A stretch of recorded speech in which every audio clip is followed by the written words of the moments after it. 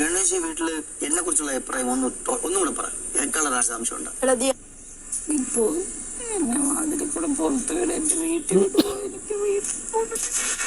നമസ്കാരം. രേണു സുധി പുറത്തേക്ക് സുഹൃത്തുക്കളെ. വാതിൽ തുറന്നു കൊടുക്കുകയാണ് ബിഗ് ബോസ്. രേണു സുധി നേരെ വളഞ്ഞു കയറി പുറത്തേക്ക് പോവുകയാണ് സുഹൃത്തുക്കളെ. അത് സംഭവിക്കട്ടെ.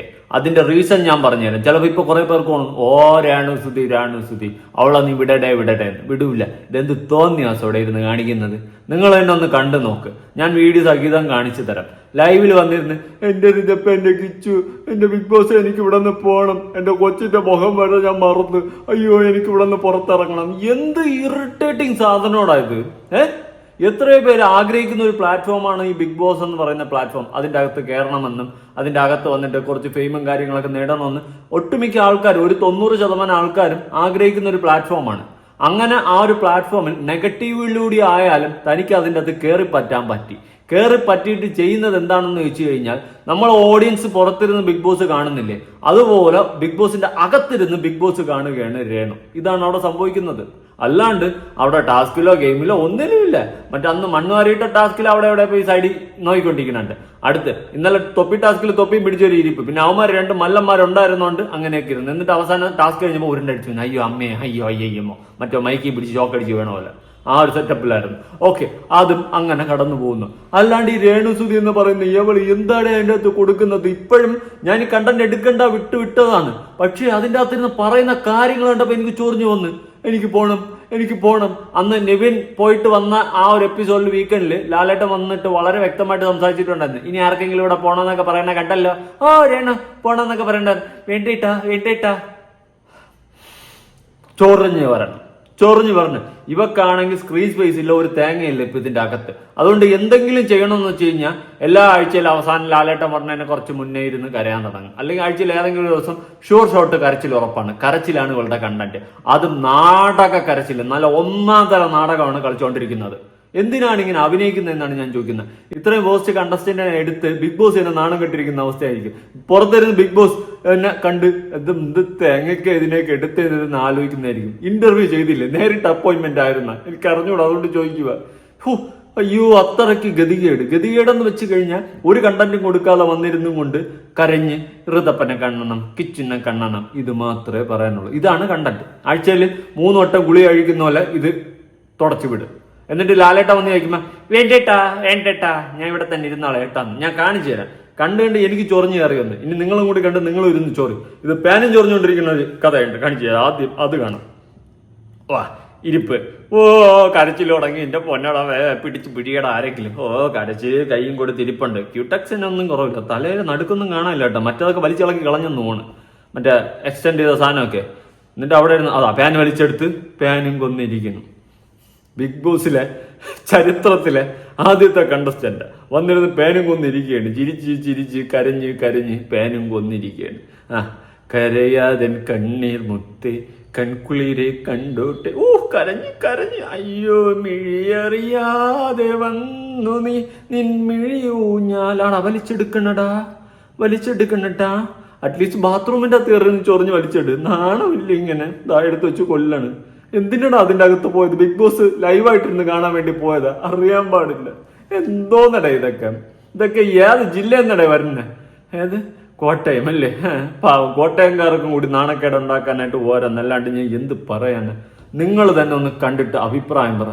എന്തുവാടേ ഈ കാണിക്കുന്നത്? ഇതൊക്കെ എന്ത് തോന്നിവാസോടെ? കഷ്ടം, പരമ കഷ്ടം. അല്ലാണ്ട് ഇതിനെയൊക്കെ എന്ത് പറയാൻ? ഇനി ലൈവിലിരുന്ന് ഈ പറയുന്ന കാര്യങ്ങളൊക്കെ നിങ്ങൾക്കൊന്ന് കേൾക്കണ്ടേ? അത് അതിനേക്കാളും വലിയ പരിതാപകരമായ അവസ്ഥയിലൂടെയാണ് പോകുന്നത്. കേട്ടു നോക്കാം.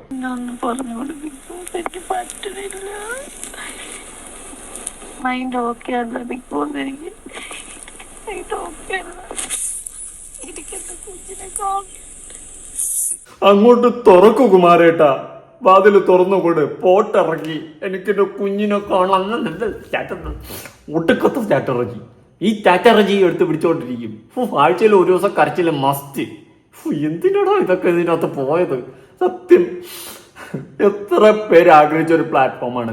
ചുമ്മാ അവിടെ പോയി കിടന്ന് തിന്നും കുടിച്ചും കിടക്കുന്നതല്ലാണ്ട് എന്ത് ചെയ്യുന്നു?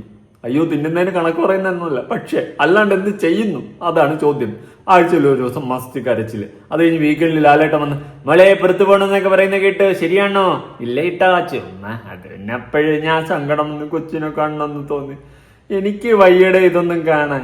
എന്ത് അപരാധങ്ങളുടെ കാണിക്കുന്നത്. സത്യം പറഞ്ഞാൽ പരിതാപകരവസ്ഥയാണ്. പരിതാപകരവസ്ഥ എന്ന് വെച്ച് കഴിഞ്ഞാൽ വെറും ഗതികെട്ട ഒരു അവസ്ഥയാണ്. ബിഗ് ബോസ്, നിങ്ങളുടെ ചരിത്രത്തിൽ നിങ്ങൾക്ക് ഇത്രയും ഒരു ഫെയിലിയർ ആയിട്ടുള്ള ഒരു കണ്ടസ്റ്റന്റിനെ എടുത്ത ചരിത്രമേ വേറെ ബാക്കി കാണത്തില്ല. ഹോ അപ്പാനി ചരത്ത്.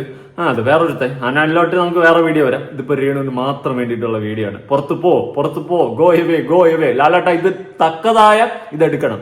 വന്നിട്ട് ഉപ്പ നിൽക്കാതെ ലാലേട്ടൻ സൽമാൻ ഖാനൊക്കെ ചെയ്യുന്ന ബിഗ് ബോസ് കണ്ടിട്ടുണ്ടോ?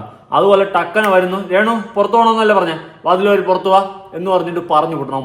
മാസമായിരിക്കും, പക്ക മാസമായിരിക്കും. വേണമെങ്കിൽ അതിനേശം ഒരു വൈൽഡ് കാർട്ടും കൂടി കയറ്റിക്കുക ഇരിക്കട്ടെ. അല്ലാണ്ട് അവളെ പുറത്ത് പറഞ്ഞു വിടും. ഇതുപോലത്തെ ഒരു ഞാൻ പറഞ്ഞാൽ കൂടിപ്പോടെ, പറഞ്ഞാലേ ഞാൻ സത്യം പറഞ്ഞാൽ കൂടിപ്പോവും. പറയുന്നതൊക്കെ ഭയങ്കര മോശമായിരിക്കും. അതിനേക്കാളും ഉണ്ടായിരിക്കുന്നതായിരിക്കും നല്ലത്. ബാക്കി പറ.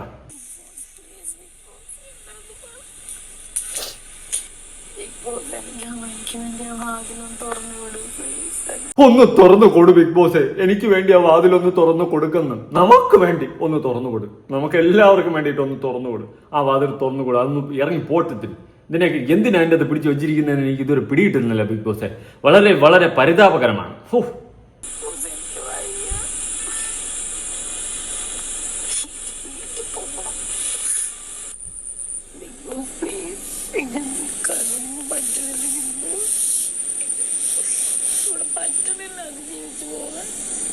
ഒന്ന് പറഞ്ഞു വിട് ബിഗ് ബോസേ, കാല് പിടിക്കാം. വേണമെങ്കിൽ ഒരു 5 ഓട്ടോ ഫ്രീ ആയിട്ട് തരാം. ഒന്നുകൂടി വേണമെങ്കിൽ ഹോട്ട്സ്റ്റാർ റീചാർജ് ചെയ്യാം. എന്തെങ്കിലുമൊക്കെ ചെയ്യാം. ഒന്ന് പറഞ്ഞു വിട് ബിഗ് ബോസേ. ഒന്ന് പ്ലീസ് ദയവ് ചെയ്തിട്ട് പറഞ്ഞു വിട്. ഒന്ന് പോട്ടത് പോയി തൊലയിട്ട്.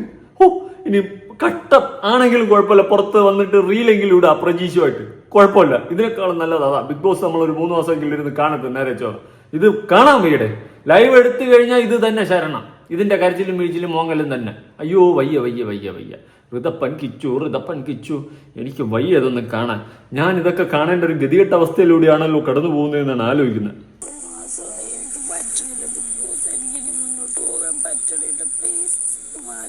ഭയങ്കര ബുദ്ധിമുട്ടാണ് ബിഗ് ബോസ്. എന്നോടൊന്ന് പറഞ്ഞ പോലെ സ്ട്രോങ് ആണോ എന്ന് ചോദിച്ചായിരുന്നു. പക്ഷെ ഇപ്പൊ എനിക്ക് പറ്റുന്നില്ല. എനിക്ക് തൂറ മുട്ടുന്ന പോലെയൊക്കെ പറയുന്ന ബിഗ് ബോസ് ഇത്ര ആത്മാർത്ഥമായിട്ട് ഒരാൾ പോകണമെന്ന് എനിക്ക് ചരിത്രത്തിൽ പറയുന്നു തോന്നുന്നില്ല. ഒന്ന് തുറന്നു വിട്ട്. നിവിൻ പറഞ്ഞപ്പോ ടക്കെന്ന് തുറന്നു കൊടുത്തല്ല ബിഗ് ബോസ്. ഇവിടെ ഒന്ന് പറഞ്ഞു വിട് പുറത്ത്. ഇനി അകത്തോട്ടൊന്നും വിടണ്ട. വേണമെങ്കിൽ മറ്റേ ഡാർക്ക് റൂം ഏതെങ്കിലും റൂമിൽ കൊണ്ട് 99ാമത്തെ ദിവസമായിട്ട് വേണമെങ്കിൽ അവിടെ ഫ്രണ്ടിൽ കൊണ്ട് ഇരുത്താൻ വേണ്ടി വിളിച്ചോണ്ട് പോവാ. അല്ലാണ്ട് പിടിച്ചാത്തിട്ട് വയ്യ കാണാൻ. ലാലേട്ട പ്ലീസ് ഇതിനൊരു നടപടി എടുക്കണം. ഇത് ലാലേട്ടൻ നടപടി എടുത്തില്ലെങ്കിൽ ഞാൻ ലാലേട്ടൻ്റെ ഇതിന് മിണ്ടൂല. പിണങ്ങി ആ ലെവലിൽ തന്നെയാണ്. കട്ടക്ക് ലാലേട്ടൻ ഇങ്ങനെ ഇതാവല്. സൽമാൻ ഖാന്റെ ബിഗ് ബോസ് ഒക്കെ ഇടയ്ക്കൊന്ന് കാണണം. അങ്ങനെ എടുത്തിട്ട് അലക്കണൊക്കെ കാണണം. അതുപോലെയൊക്കെ കട്ടയ്ക്ക് നിൽക്കണം. ഇതെന്തുവാ ഒരുമാതിരി കൊച്ചു പിള്ളേർക്ക് പെരുമാറുന്ന പോലെയാണ്. ഇതിനെയൊക്കെ ദുർഗുണ പരിഹാര പാഠശാലയെ കൊണ്ടിരിക്കുന്ന പോലെയാണ് ലാലേട്ടന്റെ പെരുമാറ്റം. ഒരു രീതിയിലും അങ്ങോട്ടൊന്നും ചോദിക്കുകയില്ല. പറഞ്ഞു വിടേണ്ട പറഞ്ഞു വിടേയില്ല. അന്ന് ലാലേട്ടൻ പറഞ്ഞിട്ടുണ്ട്, അത് വാക്കാണ് കേട്ടോ. ഇനി വാക്ക് മാറല്. ലാലേട്ടൻ എന്ന് പറഞ്ഞ കേസാണ്. ഇനി ആരെങ്കിലും ഇവിടെ പറയണമെന്ന് പറഞ്ഞു കഴിഞ്ഞാൽ അപ്പം തന്നെ തുറന്നിട്ട് ഇറങ്ങി പൊക്കൊന്ന്. എന്നിട്ട് ബിഗ് ബോസ് തുറന്നു കൊടുത്തില്ല. ലാലേട്ടൻ ഉറപ്പായിട്ട് വന്നിട്ട് തുറന്ന് വെളിയിൽ വിളിച്ചിറക്കി വിടണം. ഇത് നമ്മൾ തമ്മിലുള്ള ഡീൽ അങ്ങനെയാണ്. ലാലേട്ട മോശം അല്ലെങ്കിൽ വെണ്ടൂല പിണക്കോണേ.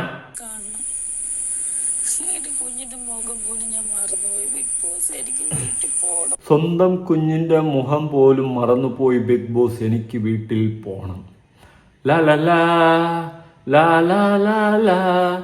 എന്നമ്മേ ഒന്നു കാണാൻ എത്ര നാളായി കൊതിച്ചു ഈ മടിയിൽ. എന്തൊന്ന് പാട്ടും കേട്ടിരുന്നാ മതിയാ? ഇതിനെ പുറത്താക്കണ്ടേ? എന്തുവാ ഇത്?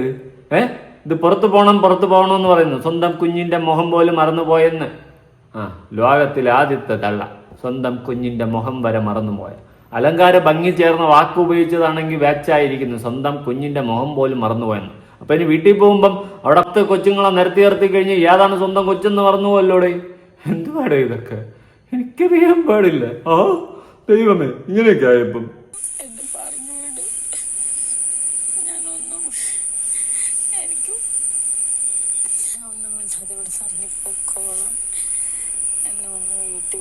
ബിഗ് ബോസ് പ്ലീസ് ഒരു ഓട്ടോ എന്തെങ്കിലും പിടിച്ചു വിട്. പോട്ട് വീട്ടിൽ പോട്ട് വിട്ട് പയ്യെ.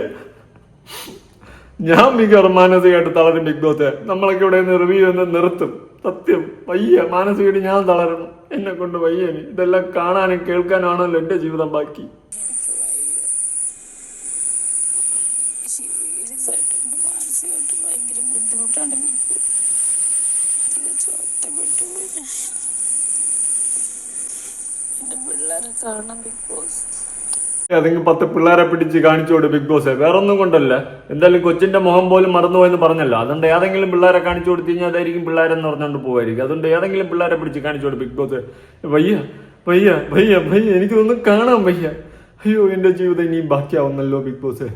എന്താണ് ഈ കാണുന്നത്, എന്താണ് ഈ കേൾക്കുന്നത്? എന്തിനാണ് രേണു നീ ഇതിന്റെ അകത്തോട്ട് കെട്ടി എഴുന്നള്ളി പോയത്? നിനക്ക് ഇത്രയ്ക്ക് അങ്ങോട്ട് നിൽക്കാൻ വയ്യെങ്കിൽ. ഇതൊക്കെ നാടകമാണ്, വെറും നാടകം. ജനങ്ങളെ നിങ്ങൾ വിശ്വസിക്കല് പക്ക നാടകമാണ്. കാരണം ഈ ആഴ്ചയിൽ അവർക്ക് ഒരു സ്ക്രീൻ സ്പേസും കിട്ടിയിട്ടില്ല. അതുകൊണ്ട് നൈസായിട്ട് ഇറക്കിയ ഡ്രാമയാണ്. ഇതെന്തായാലും പുറത്തു വരും. കരയുന്ന സാധനം എന്തായാലും ഇമോഷണലി എടുത്ത് പുറത്തു വരും. കുറെ BGM ഇട്ട് ഇറക്കാൻ PR-ഉം കാണും എന്നുള്ള എല്ലാം ഉറപ്പ് വരുത്തിക്കൊണ്ടാണ് ഈ ഒരു നാടകം ഇപ്പൊ കളിച്ചിട്ടുള്ളത്. എന്തിനാടി രേണു നീ ഇങ്ങനെ അഭിനയിക്കുന്നത്? നിനക്ക് തന്നെ നിന്നോട് പുച്ഛം തോന്നുന്നില്ലേ? അയ്യേ, ഇരുന്നങ്ങ് കരയുക ഫാനും കൊന്ന്. വൃത്തിയില്ല, വെടുപ്പുമില്ല. ഇതൊക്കെ എവിടെ നിന്ന് വരുന്നതെന്നാണ് ഞാൻ ആലോചിക്കുന്നത്. ഒരു ഷോ ആണടേ. വീട്ടിൽ ഇരിക്കുന്നത് പോലെ, കക്കൂസി കയറി വീട്ടിൽ ഇരിക്കുന്നത് പോലെ അവിടെ പോയി ഇരിക്കാതടേ. കുറച്ചെങ്കിലും മാനേഴ്സ് കാണിച്ച്. എവിടെ ആരോട് പറയാം, ആര് കേൾക്കാൻ ഇതൊക്കെ? എന്തൊക്കെയാണ് കാട്ടി കൂട്ടുന്നത് എന്തോ ദൈവത്തിനറിയും. ഇങ്ങനെയും ഓരോന്ന്. അല്ലാണ്ട് ഞാൻ എന്ത് പറയാനാണ്? നിങ്ങളുടെ അഭിപ്രായങ്ങളും കാര്യങ്ങളും ഉറപ്പായിട്ടാക്കാൻ വേണ്ടി ഈ രേണുസുതി അകത്ത് വേണം, പുറത്ത് പോകണം. എന്റെ അഭിപ്രായത്തിൽ പുറത്ത് പോകണം. പുറത്ത് വന്നു കഴിഞ്ഞാലും ഇൻസ്റ്റാഗ്രാം തുറന്നു കഴിഞ്ഞാൽ റീൽ കാണാൻ പറ്റില്ല, സഹിച്ച്. പക്ഷെ ബിഗ് ബോസിന്റെ അകത്ത് വേണ്ട. 3 മാസം അതെങ്കിലും നേരെ ചൊവ്വ ഇരുന്ന് കാണണ്ട. എനിക്കതേ പറയാനുള്ളൂ.